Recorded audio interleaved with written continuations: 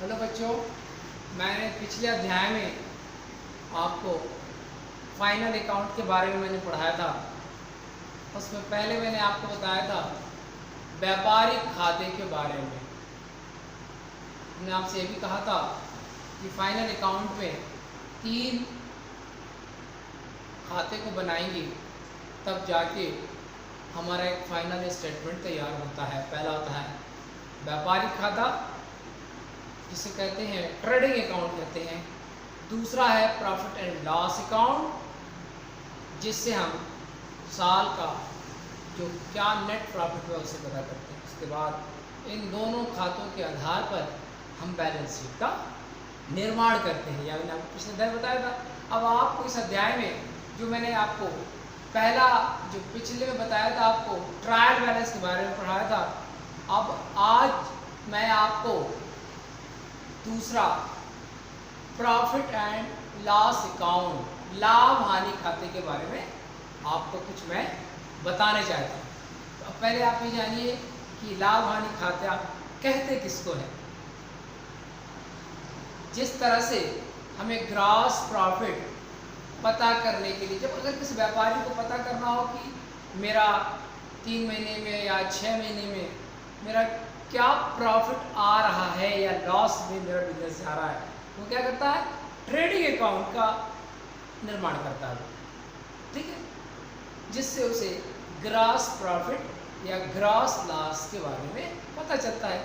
उसी तरह से अगर किसी व्यापारी को ये पता करना हो कि साल में मेरे बिजनेस की क्या स्थिति है, मुझे पैसा और लगाना चाहिए या नहीं लगाना चाहिए, मेरा प्रॉफिट, मेरा कैपिटल बढ़ रहा है या घट रहा है, इसका अनुमान लगाने के लिए प्रॉफिट एंड लॉस अकाउंट से हिंदी में हम कहते हैं लाभ हानि खाता बनाया जाता है। अच्छा मुझे एक बात और बता दें आपको, लाभ हानि खाता एक नॉमिनल अकाउंट है।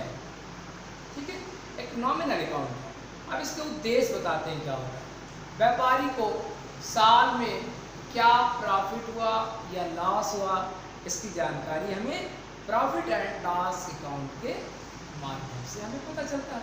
ठीक है, दूसरा भविष्य के संदर्भों के लिए उसे जानना होता है कि हमें क्या प्रॉफिट हुआ या क्या लॉस हुआ, पता करना होता है। ठीक है बच्चों, तीसरा है प्रॉफिट एंड लॉस अकाउंट बनाने का कोई कंपनी या कोई फर्म किस तरह से अपने व्यापार को करती है, भविष्य के संदर्भों के लिए या वर्तमान जो पिछले रिकॉर्ड उन्होंने क्या ऐसी गलतियां की थी या कौन से अच्छे काम करे थे जिससे कंपनी को प्रॉफिट हुआ या लॉस हुआ, इसका भी अनुमान लगाने के लिए हम करते हैं।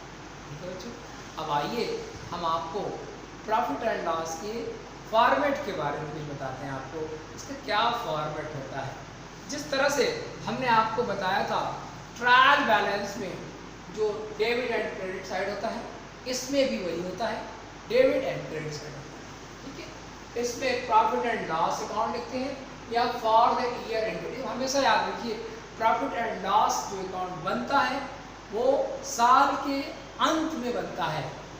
ठीक है बच्चों, इसमें हम जो ट्रायल बैलेंस बनाते हैं उसके ग्रॉस प्रॉफिट को ट्रांसफर करके इसमें ले आते हैं।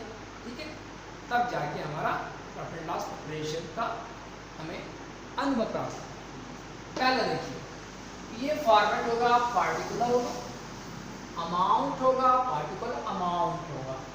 ठीक है, राइट नाउ दूसरा एक चीज मैं आपको बहुत मार्केट पॉइंट बताना चाहता हूँ बच्चों कि जिस तरह से ट्रायल बैलेंस में जो ट्रायल जो हम व्यापारिक खाता जो बनाते हैं, ठीक है, हम जो व्यापारिक खाता बताते हैं उसमें व्यापार से संबंधित जो माल का निर्माण किया जाता है, जो परचेस किया जाता है, उसमें डायरेक्ट खर्चों को जोड़ते हैं हम। ओके बेटा, बट पीएल अकाउंट में ऐसा नहीं होता। पीएल अकाउंट में, प्रॉफिट एंड लॉस अकाउंट में जो जितने भी हमारा इनडायरेक्ट खर्चे होते हैं उनको हम जोड़ते हैं। जैसे कुछ मदों को मैं बताता हूँ आपको, फिर आपको आते हैं इस चार्ट के माध्यम से समझाएंगे पूरी तरह से आपको। जैसे माल के पैकिंग में क्या खर्चा हुआ, माल के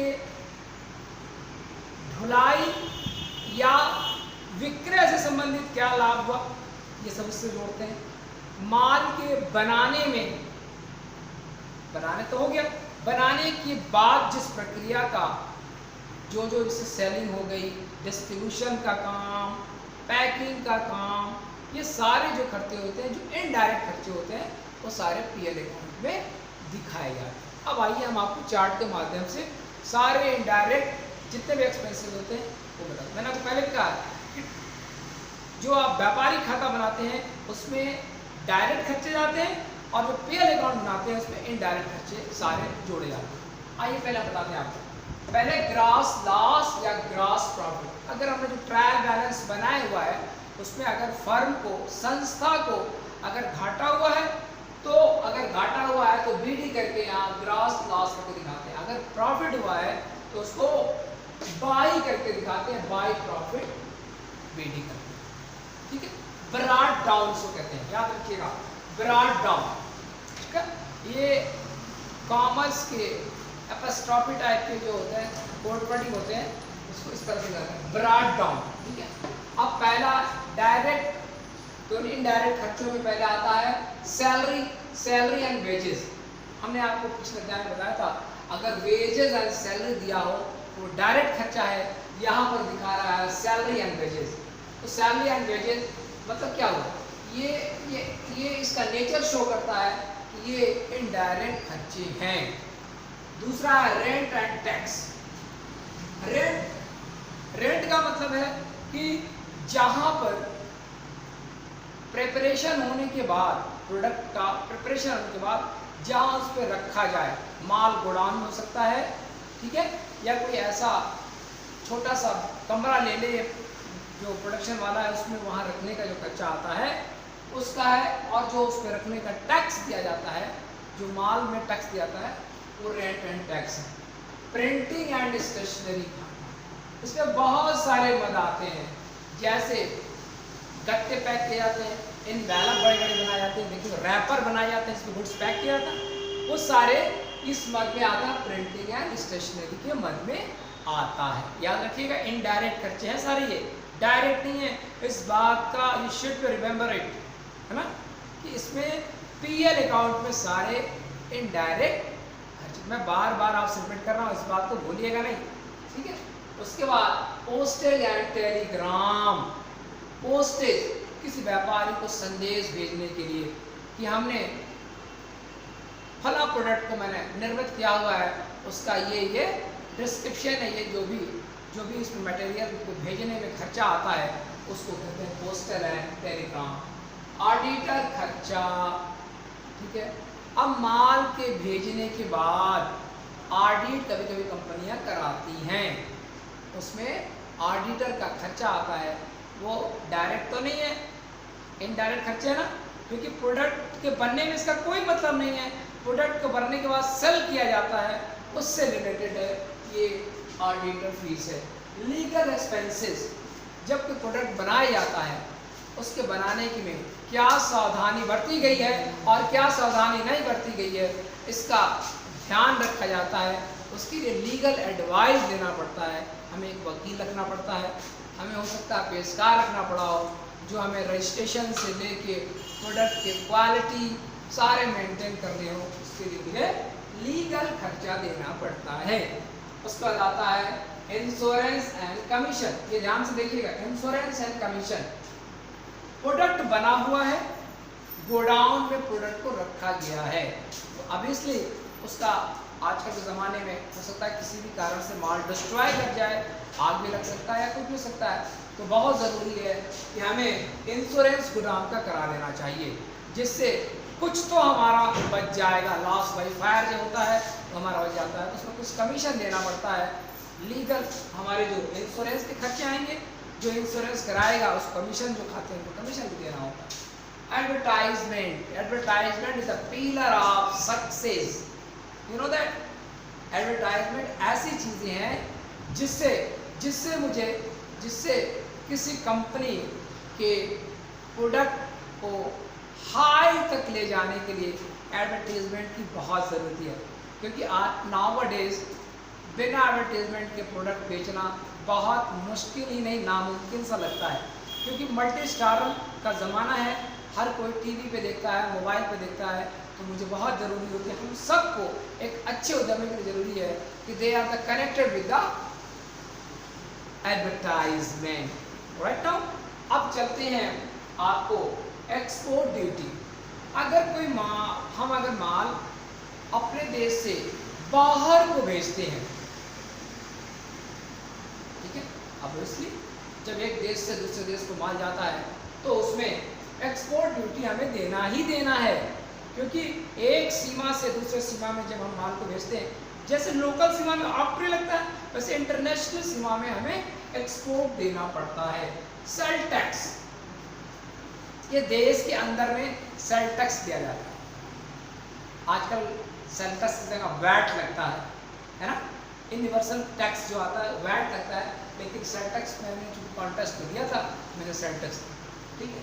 ऑफिस एक्सपेंसेस, ऑब्वियसली प्रोडक्ट बनने के बाद उसके रख रखाव के लिए, उसके सेल के लिए, उसके बाहर माल को एक स्टेट से दूसरे स्टेट, दूसरे स्टेट से तीसरे स्टेट, एक विलेज से दूसरे विलेज माल को भेजना होता है। इसके लिए हमें बहुत ज़रूरी है कि हम एक ऑफिस एक्सपेंस, ऑफिस का एक क्रिएशन करें जहाँ पे माल के बारे में लोगों को डिस्क्रिप्शन दिया जाए माल के बारे में। उसके बाद है जनरल एक्सपेंसेस। बहुत सारे ऐसे एक्सपेंसेस होते हैं जो कि नेचर इनडायरेक्ट के होते हैं और उसे हमें लिखना होता है, उसे जनरल एक्सपेंसेस के खाते में उसे हम मेंशन कर देते हैं। उसका आता है ब्रोकरेज एक्सपेंसेस, टूट फूट कोई माल का होता है उसको ब्रोकरेज एक्सपेंसेस कहते हैं। बैड डेट, भाई ऑब्वियसली हम जब माल बेच रहे हैं तो जरूरी नहीं है कि हमारा माल कैश ही बिके। हमारा कोई ऐसा भी होगा व्यापारी जो उधार लेना चाहेगा तो उसे हम बैड डेट कहते हैं, देनदार, ठीक है, इसको हिंदी में कहते हैं देनदार, बैड डेट कहते हैं। उसका लाइसेंस फीस, आपने अगर कोई प्रोडक्ट लॉन्च किया है, बनाया है, तो उसको बनाने के लिए लाइसेंस तो देना पड़ेगा ना आपको, वो भी इनडायरेक्ट खर्चे में आता है। प्रोडक्ट बनाने में तो कोई मतलब उसका है नहीं, डायरेक्ट एक्सपेंसेस है, इनडायरेक्ट एक्सपेंसेस में आएगा। लाइसेंस अप्लाई करके सरकार से एक पत्र लिया जाता है जिसके माध्यम से हम पूरे देश में या विदेशों में भी व्यापार कर सकते हैं। उस लाइसेंस के बनवाने में जो खर्चा आता है उसे लाइसेंस एक्सपेंसेस में डाल देते हैं। उसके बाद आता है सेलिंग एक्सपेंसेस। माल जब बना है तो सेल करना पड़ेगा, उस माल को कंज्यूमर तक पहुंचाने के लिए जो खर्चा आता है उसे हम सेलिंग एक्सपेंसेस कहते हैं, ठीक है। इतना तो समझ में आ गया। अब इसमें बहुत सारे एक्सपेंसेस और हैं जो मैंने मेंशन नहीं किए हुए हैं, वो आपको जब क्वेश्चन मिलेगा तो नेचर ऑफ एक्सपेंस डायरेक्ट है या इनडायरेक्ट है, इसे आपको खुद ही देखना पड़ेगा। उसके आधार पर ही आप उसको चिन्हित करेंगे, उसको इंडिकेट करेंगे कि डायरेक्ट है इनडायरेक्ट है, उसमें लिखते चले जाएंगे आप। अब आइए इस साइड हम आते हैं। इस साइड इधर 2 लिखा था, मैंने बताया था बाय लिखेंगे, ट्रायल बैलेंस में बाय करके लिखेंगे और प्रॉफिट एंड लॉस अकाउंट में भी 2 बाय का प्रयोग करते हैं। अब आइए यहाँ पर, अगर आपको ट्रेडिंग में प्रॉफिट हुआ है तो सर ग्रॉस प्रॉफिट लिखिए BD, ठीक है, ब्रॉट डाउन मैंने आपको पहले बताया करके रखिए। अब यहाँ इस साइड में क्या करते हैं, इस साइड में जितने भी इनडायरेक्ट खर्चे होते हैं उसे मेंशन करते हैं, और दूसरी साइड जितने भी हमारे इनकम होते हैं, इनकम याद रखिएगा, इनकम जो हमारी कमाई होगी वो इधर इसको लिख देंगे। जैसे डिस्काउंट रिसीव, कोई डिस्काउंट मिला हो है ना, उसको लिखेंगे। कमीशन रिसीव, कोई माल को बेचने वाले कमीशन मिला हो उसे लिखेंगे। रेंट रिसीव, अगर मानिए फैक्ट्री की बिल्डिंग है, किसी एक हिस्से में आपने किसी को किराएदार बना के रखा हुआ है, ठीक है, उससे अगर कोई आपको प्रॉफिट आता है, भाई वो तो मतलब पार्ट ऑफ द फैक्ट्री है वो, उस हिस्से से अगर कोई इनकम आपको आती है तो इसमें यहाँ लिख देंगे इंटरेस्ट रिसीव। कोई ऐसा है पैसा आपने बैंक में रखा हुआ है या कहीं भी रखा हुआ है जिससे वो हमारे टोटल हमारे बिजनेस का है पैसा, उस बिजनेस को कोई इंटरेस्ट अगर हमें मिलता है उस इंटरेस्ट को भी इस साइड में लिखते हैं, ठीक है। उसके बाद आता है बैड डेट रिसीव। कोई डूबंत ऋण है देनदारों से मिलना था पिछले साल का, इस साल आ गया, हमारा भाग्य ना, हमारा भाग्य के पास आ गया तो भी हम इसमें डालेंगे क्योंकि वो हमारे लिए इस साल के लिए कमाई है, वो इधर डालेंगे। इंटरेस्ट ऑन इन्वेस्टमेंट, अगर कोई संस्था या फैक्ट्री के नाम पे कहीं मैंने और इन्वेस्टमेंट करा हुआ पैसे को, कहीं भी करा हुआ है वैसे उससे अगर कोई हमें इंटरेस्ट मिलता है उस इन्वेस्टमेंट से तो हम यहाँ पर उसको मेंशन कर देते हैं। उसके बाद आता है डिविडेंड ऑन शेयर। कोई ऐसा डिविडेंड शेयर, मान लीजिए कंपनी के नाम पे हमने कोई पैसा कहीं किसी शेयर मार्केट में लगा रखा है, हमने इस ध्येय से लगा रखा है कि पूंजी हमारा बढ़ाना है, तो थोड़ा पैसा हम कहीं शेयर लेते हैं इसमें तो उसमें हम इन्वेस्टमेंट कर देते हैं। एनी अदर इनकम, कोई और इनकम हो जो व्यापारी के हिस्से में आया हो तो इसमें हम उसमें मेंशन कर दें। अब यहाँ पर अगर इस साइड हमारा आता है जो इनडायरेक्ट खर्चे और ग्रॉस लॉस मिला के जो खर्चे आते हैं तो यहाँ पर अगर इस साइड में आता है तो उसे ग्रॉस लॉस ही कहते हैं, ठीक है। ग्रॉस इस साइड में आता है तो ग्रॉस लॉस आएगा और ग्रॉस लॉस को हम ट्रांसफर करते हैं कैपिटल अकाउंट में। ध्यान रखिएगा, हम लोग ट्रायल का बैलेंस लाते हैं तो पीएल में लाते हैं, ठीक है। और हम जब हम पीएल बनाएंगे तो यहाँ पर अब पीएल का जो ट्रांसफर हम करेंगे उसे कैपिटल अकाउंट, जो हर एक पार्टी है उसके कैपिटल अकाउंट में हम ट्रांसफर करेंगे। ऐसे ही अगर इस तरफ हमारा ग्रॉस प्रॉफिट होता है, ठीक है, यहाँ पर अगर ये आता है तो नेट हमारा यहाँ पर नेट प्रॉफिट होगा, अगर इस साइड होगा तो ये हमें कहते हैं ट्रांसफर, तो उसको कैपिटल अकाउंट पे ले जाते हैं। कैपिटल अकाउंट पे ले जाने के बाद उस अमाउंट को हम बैलेंस शीट में ले जाते हैं और वहाँ से हम निर्धारित करते हैं कि कितना मुझे प्रॉफिट हुआ या क्या लॉस हुआ। बच्चों इस बात का ध्यान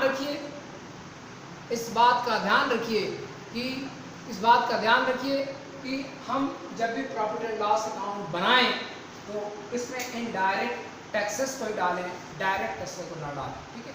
उद्देश्य मैंने बता दिया, नेट प्रॉफिट पता करने के लिए हमें प्रॉफिट एंड लॉस अकाउंट का प्रिपरेशन करना मस्ट है, ठीक है।